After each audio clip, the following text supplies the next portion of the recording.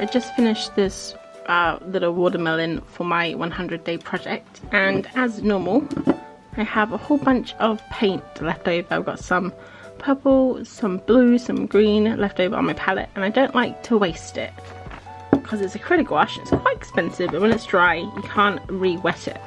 So what I do, I get my Mussery sketchbook here and I go to a blank page. I just choose any old page. This one here just has pink on it. Let's see, I think I've got a yellow page here, multicolored page.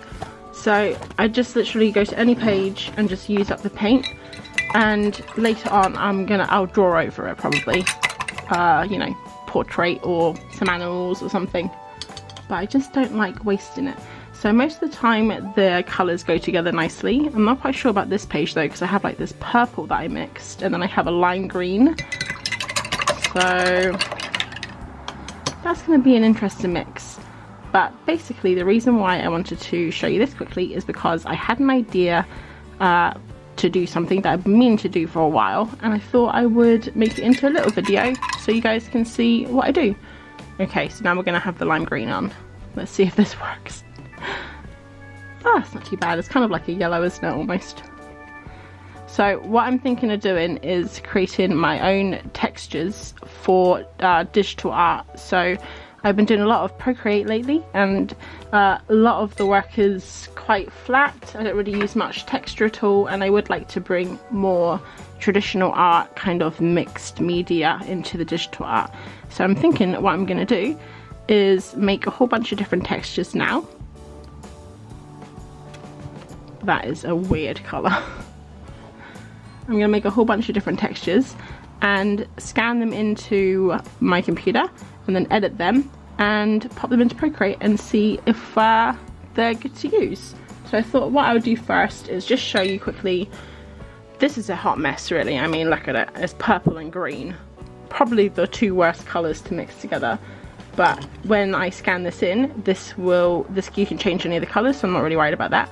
So I'm gonna wait for that to dry, and while that's drying I'll show you what else I'm gonna get up to. So the problem is I'm all out of watercolour paper, so I'm just going to tear out a few pages from this Excel mixed media sketchbook, because this is quite good at doing watercolour things. So my plan is basically to just use probably some watercolour, some ink, dry brush, wet on wet, that kind of stuff, and we'll just see if we can get some different textures going. So first up, I'm going to try to do some dry brush stuff with this Paper Artsy chalk acrylic, and I really love this paint. It dries really nice and matte.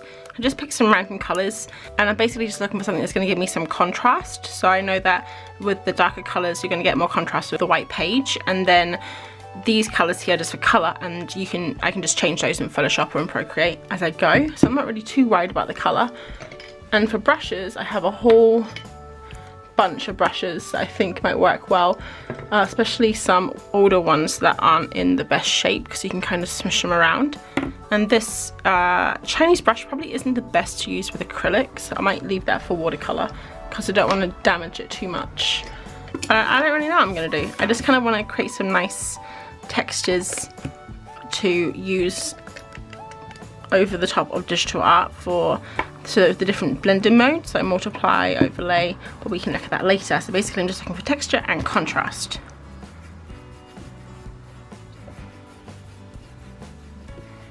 So the only problem with this is I think if you use too much paint, it's not really going to create much of a texture. This brush here has been through the wars, I'll tell you that. I have used this to scrub a lot of stuff. And the thing with this stuff is you're not really sure if it's going to look good until you kind of try the different blender modes. Like this right here just looks like a bit of a mess. It's just a bit of experimentation, a bit of fun on a Sunday afternoon. I know that you can create brushes in Procreate, but the thing I like about using something like this is you can literally just bring it in, put it on a different blender mode, and it's done. You can just erase the parts you don't like, so you don't really have to faff around with brushes and stuff. So I'm going to put some dark grey on top to kind of maybe make this a little bit more textured, see how it's a solid shape there. This, I don't know, to me it looks a little bit camouflagey. So next up, I think I'm going to do some ink. So I've got this massively fat brush, which I hardly ever use, to be honest. But I think it's good to get an entire page wet quite fast. I'm a bit worried about this paper though, because it's quite thin. So I have this Ecoline ink here, and it's got little droplets too, which is really cool. So I think I'm just going to drop one in. Oh yeah.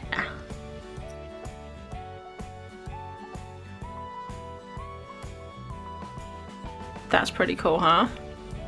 I'm not quite sure what I can even use that for because it's quite black.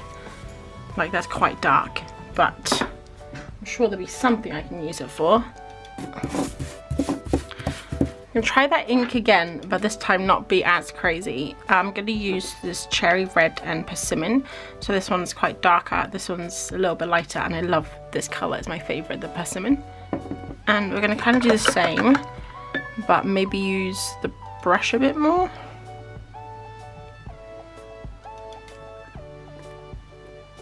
That's cool, huh? I don't know about getting these like random shapes in here though, because they're quite blobby. Oh, actually that's an idea. Bit of stamping. Maybe that should be the next page. Bit of stamping. Alright, well that is a mess, but I think I'm just gonna leave that because I don't know where I'm going to use that, honestly, but that's number 3 done. I have this brown package paper, and I thought if I crinkled it up like that, maybe it could make a good stamp. And paint the paper. Yeah? Well, that's doing something.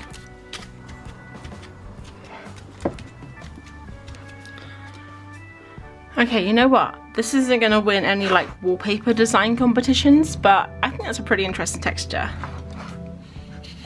For my last clean piece of paper, I think I'm going to do the old classic watercolor. Just make sure these inks are on. Do not want to make a mess on the carpet again.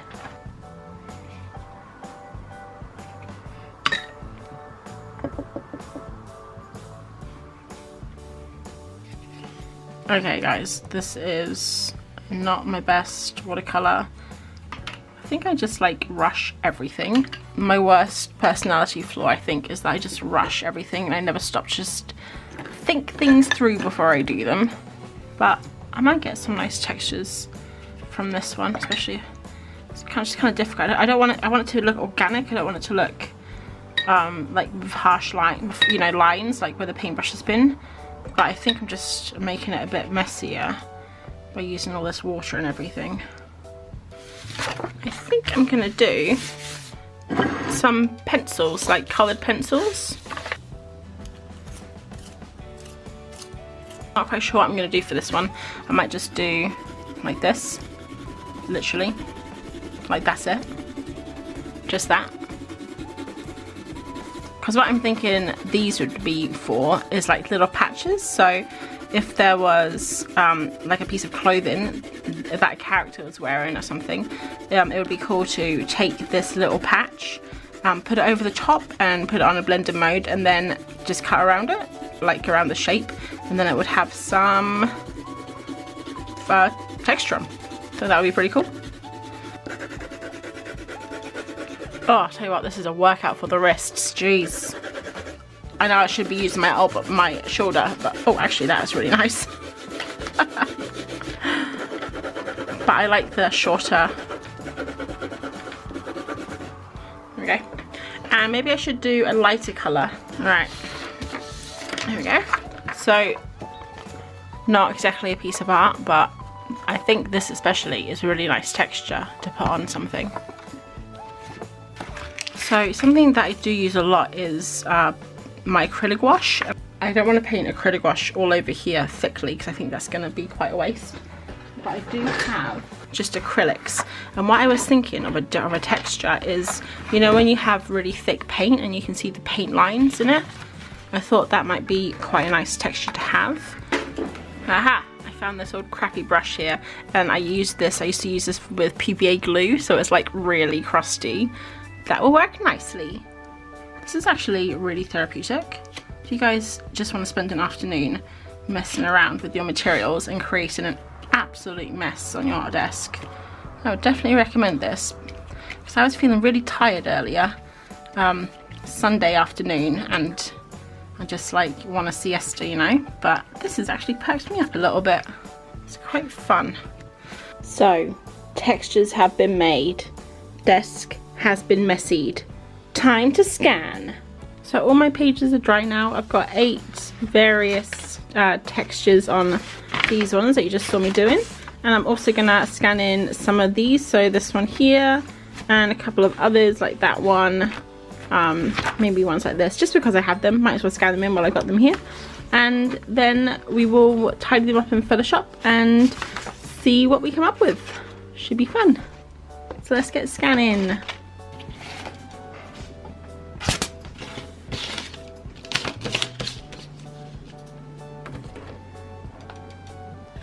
I've just scanned in all of my textures, and I also made a crumpled brown paper texture and a crumpled white paper texture. They are now all in my Google Photos under a new album called Textures, believe it or not. And I think they turned out pretty good. I think my favourite is definitely this one here. I'm looking forward to seeing what that looks like in Procreate. So now what I'm going to do is hop into Procreate and have a little play around, I think. Alright guys, so I've just popped into Procreate and I've just got a new image which is the same size as the screen, just to do some little practices. And what I'm going to do first is just insert all of the textures and we'll just have a play with them.